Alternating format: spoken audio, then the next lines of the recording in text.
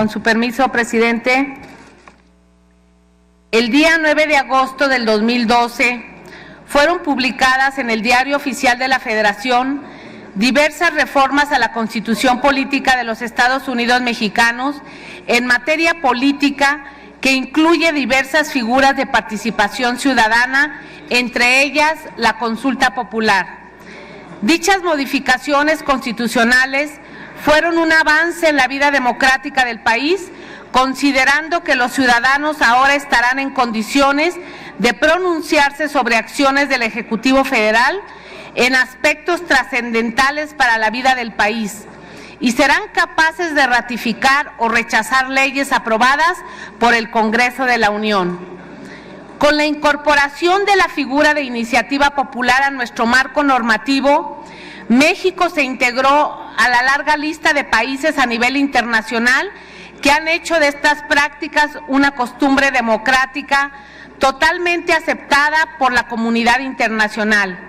Sin embargo, a pesar del avance, existen lagunas jurídicas que impiden el completo ejercicio de esta figura. Por un lado, en el texto constitucional, el artículo 35, fracción octava, numeral tercero, están claramente establecidas las áreas sobre las que no habrá consulta popular, como la restricción de los derechos humanos reconocidos por esta Constitución, los principios consagrados en el artículo 40, la materia electoral, los ingresos y gastos del Estado, la seguridad nacional y la organización, funcionamiento y disciplina de la Fuerza Armada Permanente. Pero existen áreas como los tratados internacionales que, a pesar de su importancia, no ha quedado clara la forma de participación de la sociedad para debatir y decidir sobre el rumbo nacional. Considerando que la Constitución Federal, los tratados internacionales y la jurisprudencia en materia electoral nos señalan la obligación del Estado mexicano para recurrir a mecanismos de democracia directa y que el elemento definitorio de estos mecanismos consiste en someter en forma directa a la ciudadanía un tema trascendente que puede ser una norma de carácter general o un acto de gobierno. Es imperioso reconocer la existencia de una laguna legislativa en nuestra Constitución al no incorporar la ratificación de los tratados internacionales como objeto de consulta popular.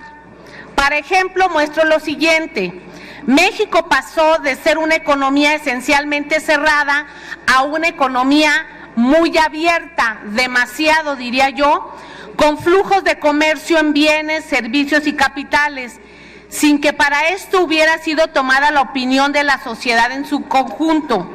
En esos momentos ni pensar en una consulta popular mediante el voto universal, directo y secreto. Eso debe cambiar de inmediato. La estrategia de vinculación internacional de una apertura comercial extrema debe ser evaluada objetivamente. Las consecuencias de las políticas aplicadas en los últimos años han sido muy graves para la población en el marco de un contexto internacional muy competitivo. La decisión de reducir el tamaño del sector público y la apertura de prácticamente todas las actividades de la economía a la inversión privada ha desembocado en una grave concentración de ingreso que ha convertido en una condición estructural que solo el 40% de la población económicamente activa se encuentra en condiciones de formalidad laboral y cerca de 50 millones de mexicanos viven en condiciones de pobreza.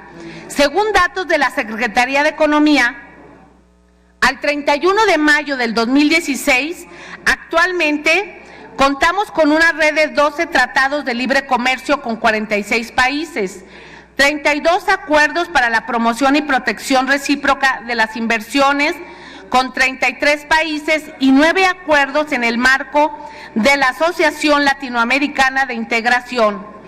Además, México participa activamente en diversos foros multilaterales y regionales para impulsar un sistema multilateral de comercio. México, que en 1994 era prácticamente autosuficiente en la alimentación, para el 2014 se convirtió en un importador neto de alimentos básicos. Desde la entrada en vigor del Tratado de Libre Comercio, el país ha importado alimentos por 275,000 millones de dólares, y el 80% de los cuales proviene de Estados Unidos, mientras se incrementa el número de mexicanos con deficiencia alimentaria y el campo nacional se encuentra en el abandono, transformando en una enorme fábrica de pobres.